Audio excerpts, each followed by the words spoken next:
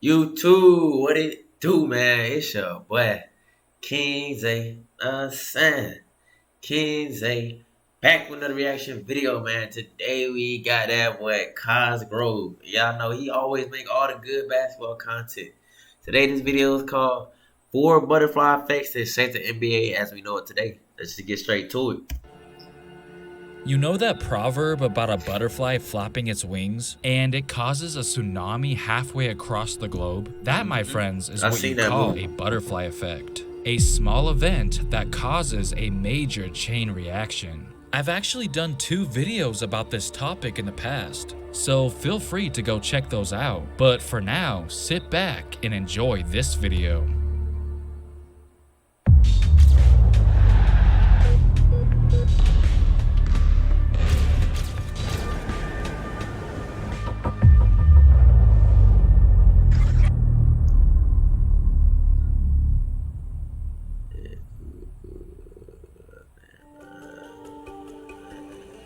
We all knew Kobe as the Black Mamba, but what if I told you that he could have easily ended up with the nickname Jesus Shuttlesworth? That's right, before Ray Allen would get offered the part in He Got Game, a movie with Denzel Washington about the struggles of a top high school basketball player, director Spike Lee really had his eyes on Kobe playing the character, and Kobe himself was actually open to the idea of starring in the film. That is, until a career-defining moment took place.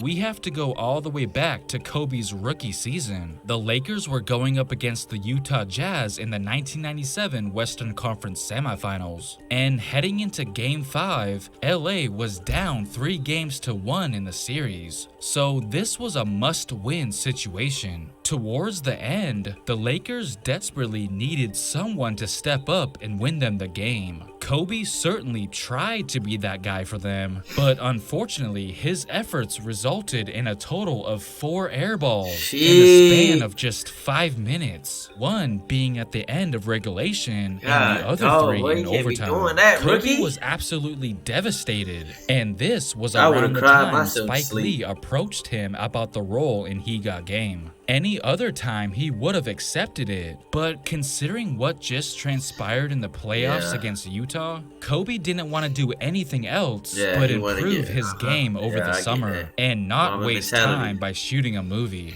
Quote, Lee, I want you to be a part of it. Bryant, thank you, but no thank you. This summer is too big for me.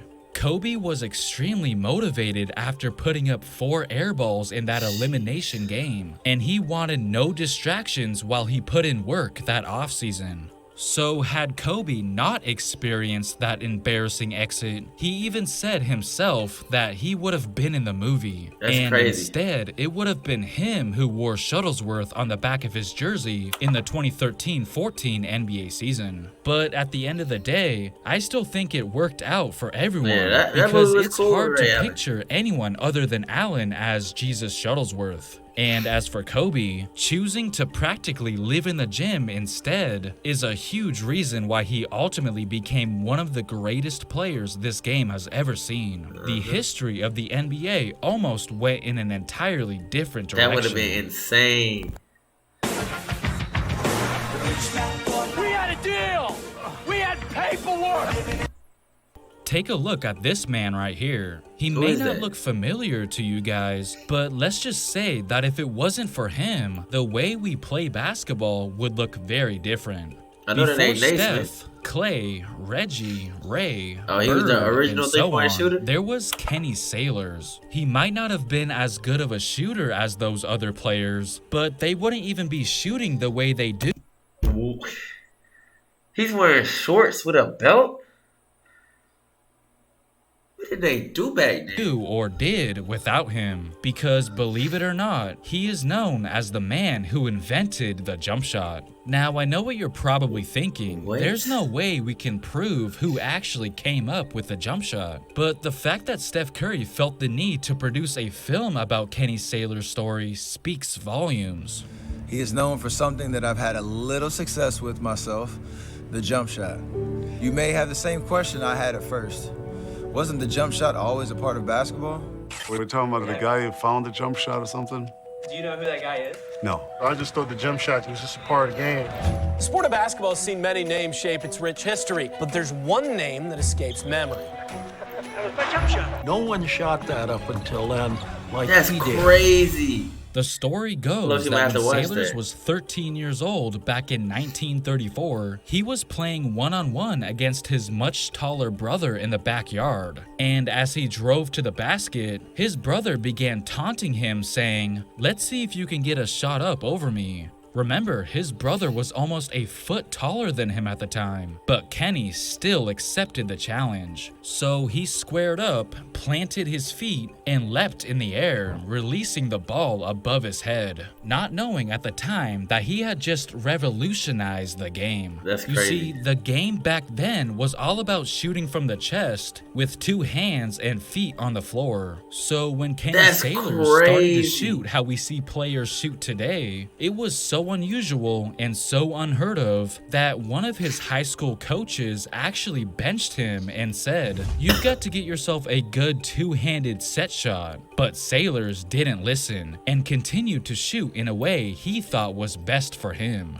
Can you believe that people actually thought he was ruining the game by people shooting like never this? jumped So when they kudos shot. to him for People were sticking to shooting his 3-point guns. free throws. Defenders didn't really know what to do when guarding him due to the way he shot the ball so high. And it all started because his brother was taller than him growing up. He was forced to shoot like that out of necessity. Quote, "I had to think of something." This picture will forever be immortalized as the man who people say invented the jump shot.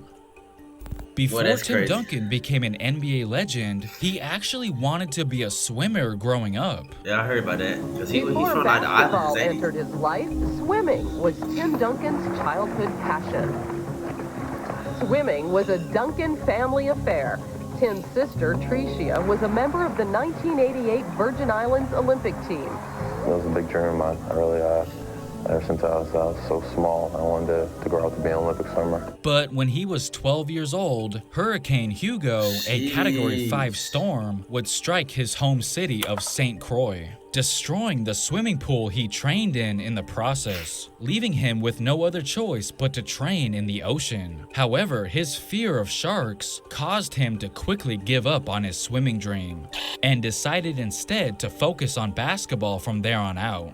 The native of St. Croix in the U.S. Virgin Islands has become a hero in his homeland. And ironically, his path to the NBA was greatly influenced by a natural disaster in the Caribbean. Despite Duncan's late start in basketball, it was an he's easy 7 feet. transition. In fact, when he was just 16 years old, he went up against NBA star Alonzo Mourning in a charity game and dominated him. So it was clear that this was the right path for Duncan all along. It is It's the only fundamental. recently that Anthony Simons has been looking like the star guard of the Blazers' future. Jeez, But hold what on, many run that back. Simons has been looking like the star come guard here, of the Blazers' hey. future. But what many don't realize is that he once had a sneaky, overlooked impact on Trailblazers history. Let's take it all the way back to April 10th, 2019. Kings versus Trailblazers, It's which like when- was the when he very had, like- last game in the regular he went season off. for He both had, teams. what, like 40 or Going something? into this night, everyone was under the impression that the Blazers would intentionally try to lose the game in order to avoid playing OKC in the playoffs. So if they lose, they would get the Jazz instead. Basically, their 2 options were win, you get OKC, lose, you get Utah. I mean, they only played 6 players while their stars all sat out. And the fact that they were down 70-45 at one point clearly showed that they wanted to lose. But apparently, Anthony Simons didn't get the memo. He led the way as the Blazers came back to win the game, putting up 37 points. Yeah, I thought he had, like, Essentially, 40 Simons I had the remember that. final That's say his on who rookie they were season, going too. to face in the playoffs. Their fate was in his hands.